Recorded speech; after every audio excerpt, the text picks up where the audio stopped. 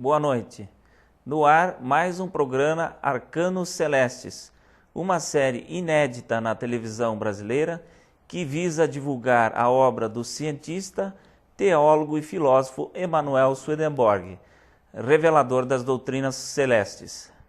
Esse programa vai ao ar todas as terças-feiras, às 19 horas, no canal 5 da NET e 72 da TVA. E pode ser assistido também pela internet, pelo www.cwbtv e pelo www.arcanocelestes.com.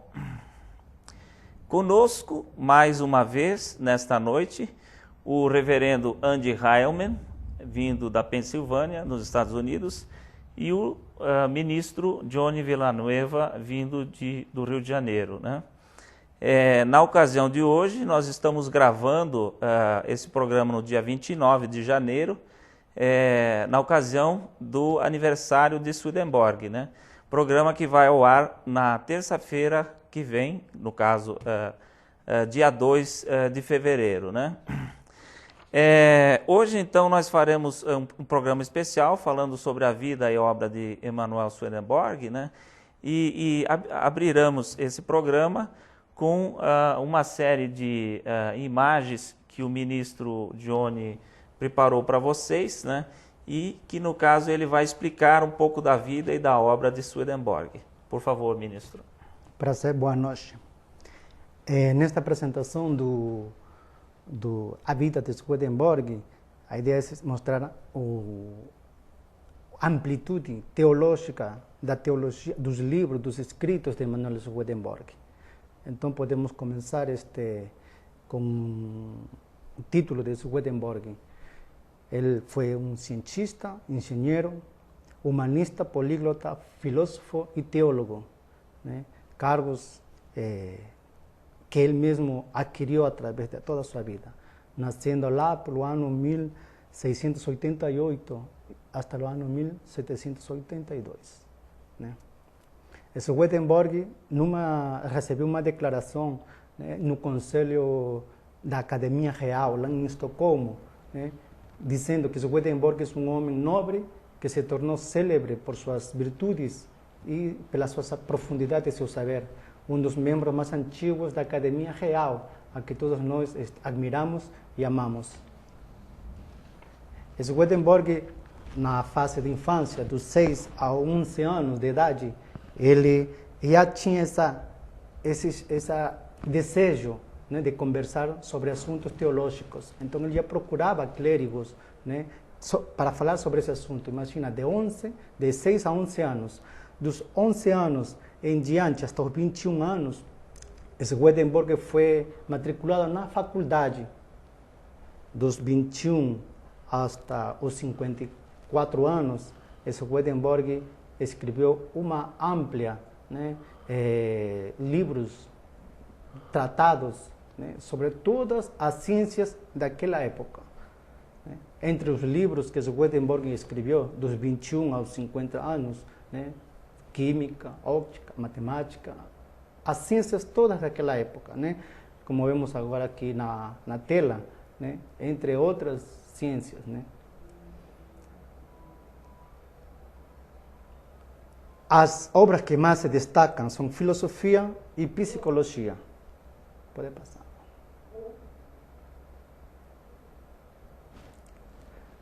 As línguas que Swedenborg falava são muito... a que ele mais dominava, o latim, porém ele falava o sueco, holandês, inglês, francês, alemão, o hebraico, o grego, o latim e o italiano. As obras científicas e teológicas de Emanuel Swedenborg foram traduzidas a todos esses idiomas, né, que praticamente vão dos 54 aos 82 anos. 28 anos a 30 anos, mais ou menos, dedicados à teologia. Ele traduziu as Sagradas Escrituras, né, do hebraico, original do hebraico, do grego, né, para o latim, né, e depois da tradução dele, vem todo o compêndio teológico de Emanuel Swedenborg. A obra teológica de Emanuel Swedenborg, como estamos lendo aqui na tela, são muitos títulos, obras enormes, né?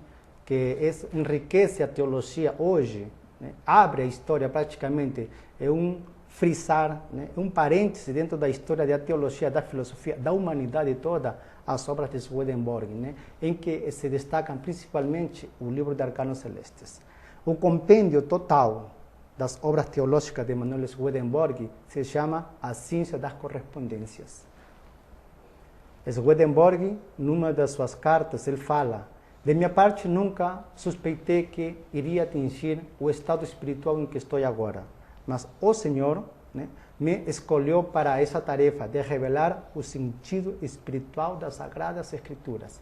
Esse é o grande legado, enorme legado que nós temos aqui hoje na humanidade, e todos nós podemos desfrutar desses escritos. É o grande legado dos escritos de Emanuel Swedenborg para toda a teologia. Perfeito, obrigado, ministro Johnny. Então, seguindo, eu gostaria de perguntar para o reverendo Andy, que quando Swedenborg estava nesse mundo, ele recebeu várias perguntas sobre a revelação, né? Numa dessas perguntas foi solicitado que ele demonstrasse, através de sinais e milagres, que essa revelação era divina, né? Como ele respondeu essa pergunta, reverendo? Foi interessante, porque realmente em algumas coisas na vida dele teve coisas interessantes, como um fogo perto da casa dele, ele podia ver de mais de 200 quilômetros de distância, coisas assim. Mas ele, em vez de dizer, oi, essas coisas que aconteceu comigo, ele falou assim, que não é bom de ter milagres para provar a verdade. Que ele falou, por exemplo, se lembra o que aconteceu no Monte Sinai, que o Senhor fez tanto milagre com voz viva, Deus, 10 mandamentos, e que aconteceu? Logo depois, antes que Moisés desceu, ele já fez um bezerro de ouro, já estava tomando o nome de Jeová em vão, falando que esse bezerro era dele mesmo. Então, milagre não deu nada. Quer dizer, milagre chama atenção, mas milagre não dá fé, porque a pessoa logo depois sair da fé. E também ele falou, olha o que aconteceu na vida de Jesus. Ele fez tantos milagres diante das multidões e logo depois ele está dizendo crucificá-lo. Então ele falou, milagre não vai ajudar. Por isso não precisa milagre. Certo, né? E os sinais, ele demonstrou algum sinal no tempo dele? Ele também falou que não deve ter sinais. Por exemplo, se lembra Jesus, eles pediam um sinal. Ele disse, só um sinal vai ser dado, o sinal de Jonas. Mas quem viu o sinal? Só aqueles que já creram. Isso é porque disse, por isso não vai ter sinais para o segundo advento do Senhor. Esses livros para mostrar que vem de Deus. Em vez disso, ele falou assim, em vez de sinais, tem uma coisa melhor, iluminação. Que quando a pessoa ler esses livros, ele vai ser iluminada. Que é muito maior do que qualquer sinal, ele falou. Sim. Isso, no caso, é o que a gente entende e que a gente estuda, né? E essa iluminação representa justamente mostrar, né, o que está, a significação espiritual e celeste das Escrituras Sagradas, né? Seria nesse sentido, né? Exatamente, para ver e entender uma coisa espiritual. Certo. Johnny, Sim. E como Swedenborg recebeu essa iluminação? A vida de Swedenborg se divide em duas fases, a fase científica, né, e a fase teológica. A fase científica vai até os 54 anos aproximadamente. Dos 54 anos em diante, acontece uma transição que culmina com 60 anos, onde ele realmente começa a escrever as obras teológicas de Emanuel Swedenborg. Nessa transição, ele é preparado pelo Senhor, né? Pelo próprio Senhor, para ele ser o revelador do sentido espiritual das Sagradas Escrituras. Então, ele revela as Sagradas Escrituras de uma maneira racional. Todo o método que ele tinha quando ele era cientista, ele é aplicado dentro quando ele recebe, né? Ele vê, ouve as experiências e ele escreve racionalmente de uma maneira assim coerente, né? Sem romanticismos, como um cientista praticamente, um cientista das Sagradas Escrituras. Então ele é chamado e justamente dessa maneira ele escreve a doutrina que hoje é a doutrina que deve reinar em todo o mundo teológico, né? Todo o mundo filosófico teológico hoje da humanidade deveria reverenciar os escritos da nova igreja. Então, dessa forma foi chamado. Sim. Uma coisa que intriga muitas vezes as pessoas e particularmente já me perguntaram, né? Por que Swedenborg foi escolhido, no caso? Por que ele? Não poderia ser outra pessoa? É interessante, até que Swedenborg foi perguntado, mesmo pessoas que quis ver milagre, depois disse, então por que você, sendo cientista e não teólogo, foi chamado? E ele falou assim, que porque Jesus chamou pescadores. Ele disse, eu sou um pescador, era um pescador espiritual. Ele perguntou, o que é pescador espiritual? Ele disse, a pessoa que busca e indaga para verdades naturais e depois as verdades espirituais. Então, ele era um pescador. E tem uma história na palavra que explica bem como essa transformação de um pescador natural para um pescador espiritual. É um milagre que aconteceu na cidade de Betsaida, ou realmente fora da cidade.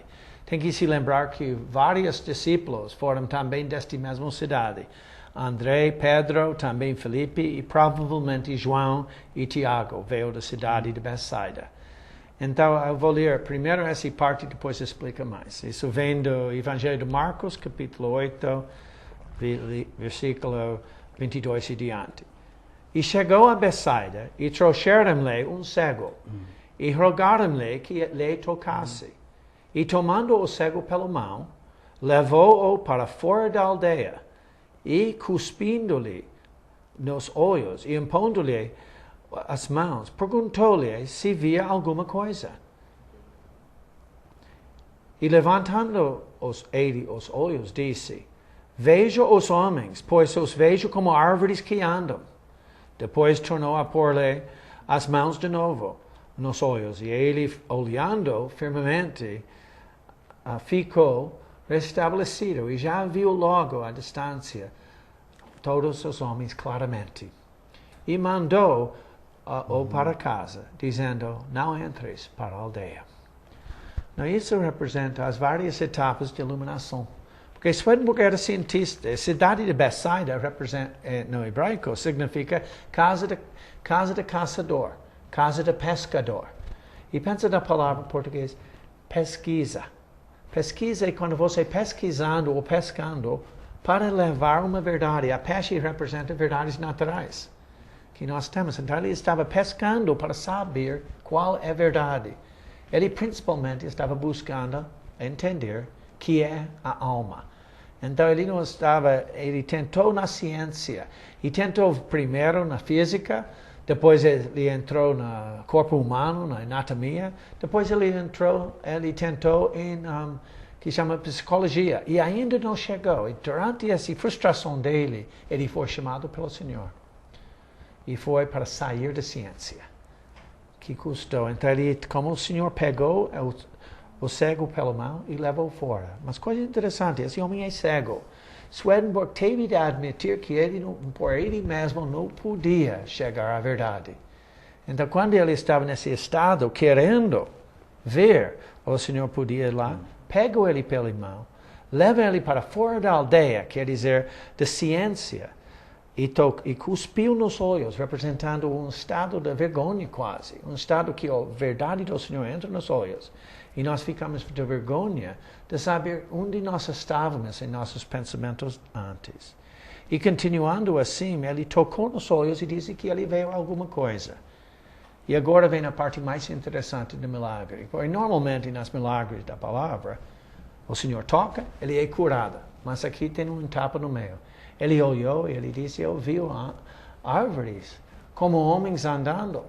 Ele não via homens como árvores andando. Ele não viu claramente que estava. E Swedenborg passou 4 ou 5, talvez 6 anos tentando de entender. E ele largou a ciência, começou a ler a palavra, teve sonhos, teve várias coisas, e ainda estava confuso. mas disse aqui que ele tocou ele de novo. Esse segundo toque é o toque do amor. Primeiro toque é o toque do entendimento, o segundo é o toque do amor. Quando isso aconteceu, e é interessante, isso aconteceu justamente no aniversário dele de 60 anos, que ele começa a ver tudo claro. Daqui em diante, no livro que ele teve, que nós chamamos de Diário Espiritual, que eram notas das experiências dele, que ele estava tendo no outro mundo, que ele estava vendo na palavra, daquela data em diante. Ele nunca fica falando, talvez seja assim, talvez seja assim. Ele simplesmente descreveu. Ele mudou de dizer, em vez de dizer Deus Messias, ele mudou para dizer o Senhor, pensando em Jesus só. A mudança foi uma mudança bem grande. Então ele começa a ver tudo claro. Mas coisa interessante, no fim do milagre aqui, disse assim, me mandou eu para casa, quer dizer, bota isso na sua vida. E não entres na aldeia. Quer dizer, não volta para a ciência. Você tem que agora olhar as coisas do lado espiritual. E se você olha para o lado do natural de novo, vai perder. E até o Senhor mesmo falava da cidade de Betsaida, dizendo, se fez esses milagres na cidade de Nínive, todo mundo crer, mas na Betsaida não quis crer. Certo. Então, e essa iluminação, no caso que nós estamos falando de Swedenborg, né? Como nós podemos entrar nessa iluminação? Em parte não vai ter tão aberto nossos olhos espirituais, mas nossos olhos espirituais é nosso entendimento. E nosso entendimento pode ser aberto justamente como o de Swedenborg. Ele não tem que largar tudo de ciência, mas tem que ler na palavra.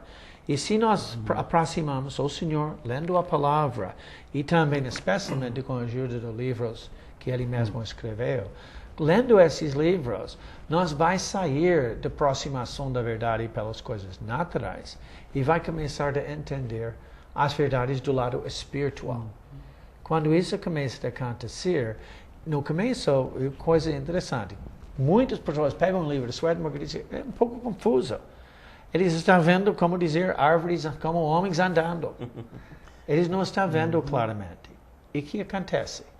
Se ele larga logo o livro, ele nunca vai ver. Mas se ele toca de novo, querendo entender, o desejo de entender, agora ele pode ser esclarecido. E os olhos, o entendimento abre, e ele vai ver todas as verdades claras. E nota que disse, todos os homens claramente.